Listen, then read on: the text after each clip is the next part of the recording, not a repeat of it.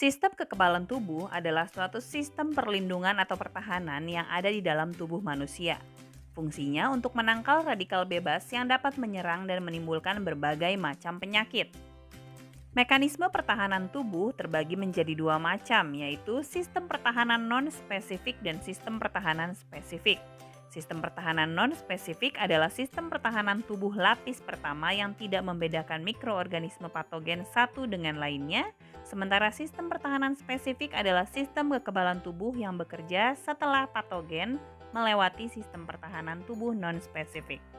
Nah, kita bahas satu persatu ya, mulai dari sistem pertahanan non-spesifik. Sistem pertahanan non-spesifik adalah pertahanan yang dibawa sejak lahir, tapi tidak ditujukan untuk melawan antigen tertentu saja, melainkan memberikan respon terhadap berbagai macam antigen untuk melindungi tubuh.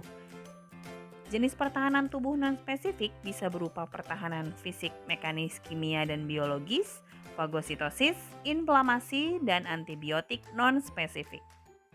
Yuk kita bahas satu persatu, mulai dari pertahanan fisik, mekanis, kimia, dan biologi. Sistem pertahanan ini adalah sistem pertahanan terluar ya, mulai dari fisik, contohnya itu adalah kulit yang merupakan lapis pertahanan paling luar tubuh terhadap patogen. Lalu ada pertahanan mekanis, contohnya adalah rambut dan silia-silia yang ada di saluran pernapasan, fungsinya untuk menyaring debu dan kotoran. Lalu ada pertahanan kimia, contohnya mukosa atau lendir dan cairan tubuh yang ada pada rongga tubuh yang terbuka, seperti mulut, hidung, mata, anus, dan saluran reproduksi. Lalu ada pula sistem pertahanan biologis, contohnya adalah mikroba yang ada di dalam saluran pencernaan. Nah, keempat jenis pertahanan ini adalah sistem pertahanan terluar yang tidak membeda-bedakan patogen satu dan lainnya, sehingga disebut non-spesifik. Sistem pertahanan tubuh non-spesifik yang berikutnya adalah fagositosis. Contohnya adalah sel neutrofil dan makrofag yang berfungsi untuk memakan bakteri, virus, dan benda asing lainnya. Jenis makrofag ada histiosit yang terdapat pada jaringan dan ada monosit yang merupakan sel raksasa untuk melawan benda asing berukuran besar. Perhatikan ilustrasi di bawah ini. Jadi patogen atau antigen yang masuk akan dihancurkan oleh fagosit dengan menggunakan enzim hidrolitik yang dia miliki atau biasa disebut lisozim. Hasil penghancurannya kemudian akan dikeluarkan oleh sel fagosit tersebut. Yang berikutnya adalah inflamasi, yaitu reaksi lokal dari jaringan yang ditandai dengan adanya pembengkakan merah dan panas. Contoh inflamasi yang paling sederhana adalah jerawat, bisul, ataupun bentol karena digigit serangga. Perhatikan ilustrasinya ya. Ketika antigen berhasil melewati kulit dan masuk ke dalam tubuh kita, ada sel fagosit yang akan menelan dan menghancurkan antigen tersebut. Selain sel fagosit, ada pula sel mast yang mengeluarkan zat-zat kimia yang disebut histamin atau zat alergi. Nah, histamin inilah yang akan memicu terjadinya diapedesis atau keluarnya sel-sel darah putih dan sel-sel darah merah dari pembuluh darah. Neutrofil dan sel-sel darah putih lainnya akan membantu proses penghancuran antigen sehingga terbentuk cairan kuning yang biasa kita sebut nanah, sementara sel darah merah yang bertumpuk akan menghasilkan pembengkakan. Berikutnya ada antibiotik non-spesifik, yaitu antibiotik yang diproduksi oleh tubuh yang menyerang semua jenis antigen. Biasanya pengeluaran antibiotik ini dipicu oleh reaksi antara antigen dan antibodi. Contoh antibiotik non-spesifik adalah interferon, yaitu protein antivirus yang disintesis sebagai bentuk respon terhadap virus, dan ada antibiotik komplement, yaitu protein plasma yang tidak aktif tapi bisa diaktifkan oleh antigen. Nah, itu tadi 4 macam sistem pertahanan non-spesifik. Selanjutnya kita akan membahas sistem pertahanan spesifik. Sistem pertahanan spesifik akan bekerja jika antigen sudah berhasil melewati sistem pertahanan non-spesifik. Pengertian sistem pertahanan spesifik adalah pertahanan tubuh terhadap patogen tertentu saja yang masuk ke dalam tubuh. Sistem ini bekerja apabila patogen sudah berhasil melewati sistem pertahanan tubuh non-spesifik. Sistem pertahanan tubuh spesifik biasa disebut juga dengan sistem kekebalan tubuh atau sistem imun. Sistem kekebalan tubuh dilakukan oleh antibodi yang dibentuk oleh limfosit karena adanya antigen yang masuk ke dalam tubuh. Nah, limfosit sendiri ada 2 macam, yaitu limfosit T atau biasa disebut sel T dan ada limfosit B atau biasa disebut sel B. Baik limfosit T dan B sama-sama dibentuk di sumsum tulang.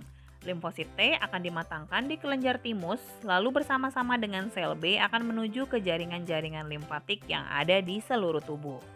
Kita bahas satu persatu mulai dari sel T dulu ya. Sel T adalah sel yang bertugas untuk mengenali dan membedakan antigen secara spesifik.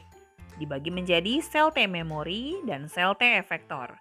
Sel T memori berfungsi mengingat jika terjadi infeksi lagi, sementara sel T efektor terbagi menjadi 3. Yang pertama sel T sitotoksik yang bertugas menghancurkan sel-sel tubuh yang terinfeksi, menyerang patogen yang masuk ke tubuh, serta sel-sel kanker secara langsung. Lalu ada sel T helper yang memicu pembentukan sel B plasma, memicu pembentukan sel T jenis lain, serta mengaktifasi makrofag untuk melakukan fagositosis. Dan ada sel T supresor yang menekan kerja sel B dan sel T apabila proses penghancuran antigen sudah selesai. Jenis limfosit yang berikutnya yaitu sel B. Sel B bertugas membentuk antibodi untuk melawan antigen secara spesifik dan hanya akan teraktivasi apabila ada antigen. Sel B juga dibagi dua nih, ada sel B plasma dan ada sel B memori. Sel B plasma adalah sel B yang sudah terdiferensiasi. Fungsi sel B plasma untuk membentuk antibodi spesifik. Sementara sel B yang belum terdiferensiasi akan menjadi sel B memori.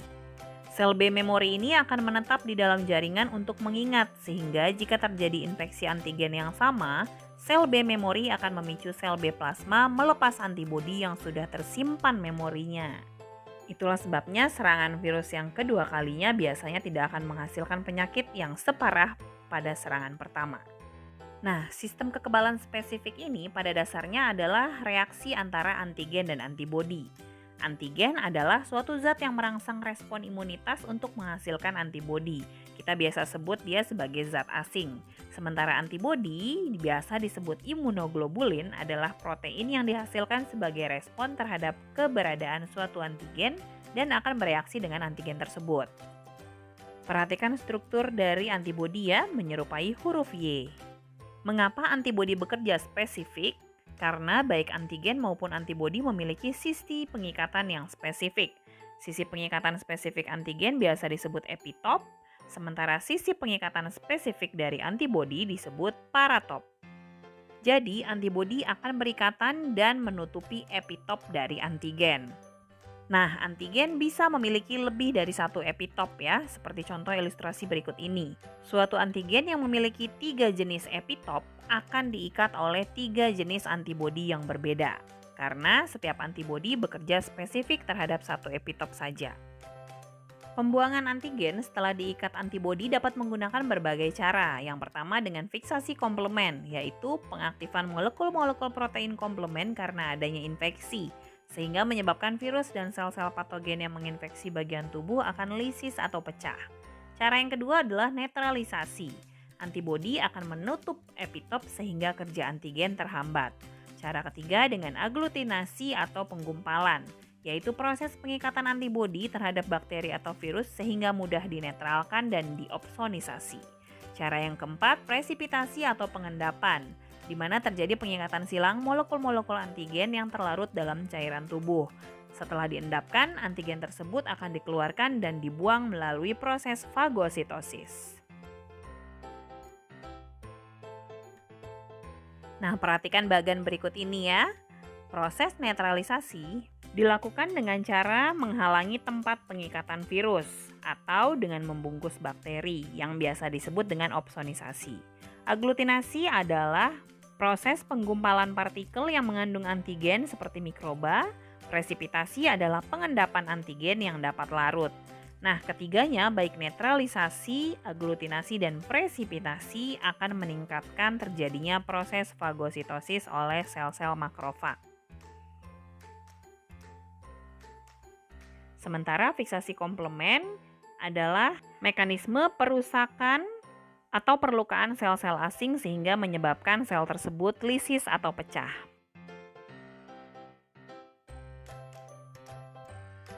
Nah, berikutnya kita akan membahas jenis-jenis kekebalan tubuh. Kekebalan tubuh dibagi menjadi kekebalan tubuh aktif dan kekebalan tubuh pasif, di mana masing-masing terbagi lagi menjadi kekebalan alami dan buatan. Yuk kita bahas satu persatu ya, mulai dari kekebalan aktif. Kekebalan aktif adalah kekebalan yang diperoleh dari dalam tubuh karena tubuh membuat antibodinya sendiri. Kekebalan aktif terbagi menjadi dua, yaitu aktif alami dan aktif buatan. Kekebalan aktif alami adalah kekebalan tubuh yang diperoleh setelah tubuh menderita penyakit atau setelah tubuh terinfeksi patogen tertentu. Sementara kekebalan aktif buatan adalah proses memasukkan dengan sengaja patogen yang telah dilemahkan ke dalam tubuh sehingga tubuh menjadi kebal. Contohnya adalah pemberian vaksin. Nah, kekebalan aktif ini terjadi karena adanya sel-sel limfosit memori yang tadi sudah kita bahas. Berikutnya adalah kekebalan pasif. Kekebalan pasif adalah kekebalan yang diperoleh bukan dari antibodi yang disintesis di dalam tubuh, melainkan dengan memasukkan antibodi dari luar sehingga tubuh bisa langsung menggunakannya. Terbagi menjadi dua juga, yaitu pasif alami dan pasif buatan. Kekebalan pasif alami adalah kekebalan yang diperoleh bukan dari tubuhnya sendiri, melainkan dari tubuh orang lain. Contohnya adalah kekebalan bayi yang diperoleh dari ibunya melalui air susu ibu. Sementara kekebalan pasif buatan adalah kekebalan yang diperoleh dari antibodi yang sudah jadi dan terlarut di dalam serum. Contohnya adalah pemberian serum pada penyakit rabies dan tetanus.